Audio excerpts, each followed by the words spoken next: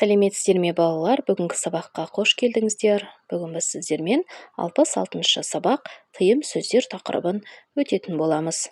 Бүгінгі сабақтағы бірінші тапсырма мына белгілердің мағынасын қалай түсінесің? Балалар, бірінші белгі ол суға түсуге болмайды. Қауіпті жер екенін көрсетеді, иә? Ал екінші белгі үйдің шатырына жақындауға болмайды. Мұз құлап кетуі мүмкін екенін ескертеді. Ал үшінші белгі отыруға болмайды, орын бос емес, немесе тыйым салынғанын білдіреді. Мұндай белгілерді қайдан байқадың? Балалар, мұндай белгілерді тыйым белгілерін, яғни біз теңіз жағасында, көшеде, үйлердің маңында, қоғамдық орындардан көреміз, иә? Олар адамдарды қауіп-қатерден сақтандыру үшін қойылады. Балалар, сіздер де мұндай белгіні көргенсіздер ме?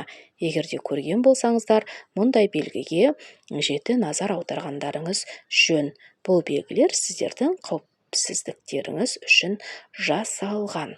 Балалар, бұдан басқа тағы да қандай жаңағы тыйым салынған белгілерді өздеріңіз білесіздер.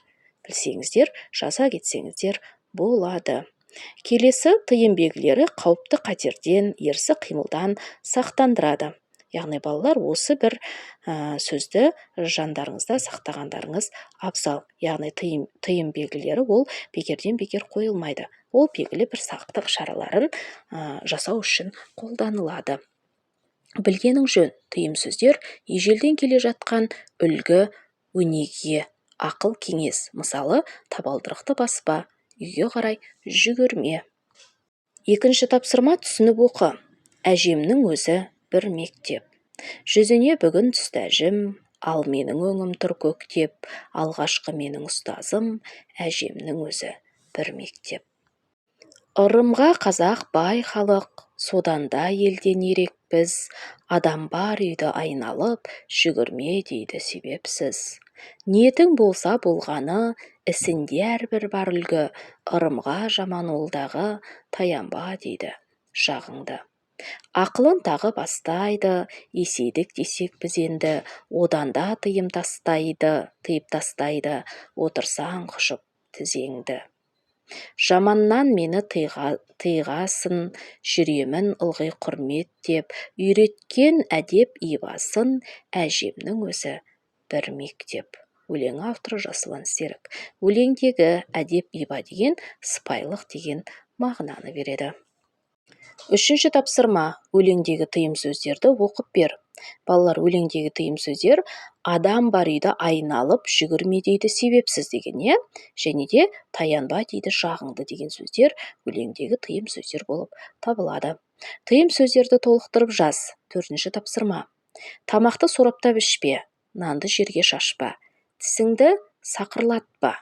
Ас ішіп отырғанда көп сөйлеп, жаныңдағы адамның мазасын алма. Ас туралы жаман сөз айтпа, ақты жерге төкпе.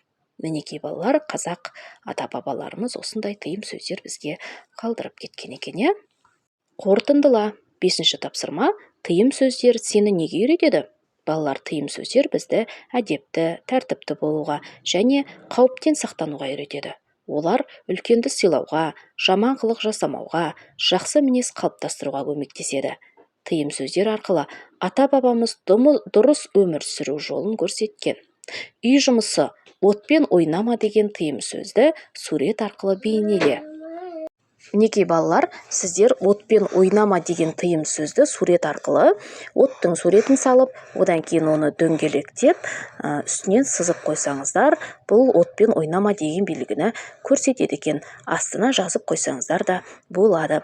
Осымен балалар, біздің бүгінгі сабағымыз аяқталды. Келесі жаңа сабақта кездескенше сау саламатта болыңыздар.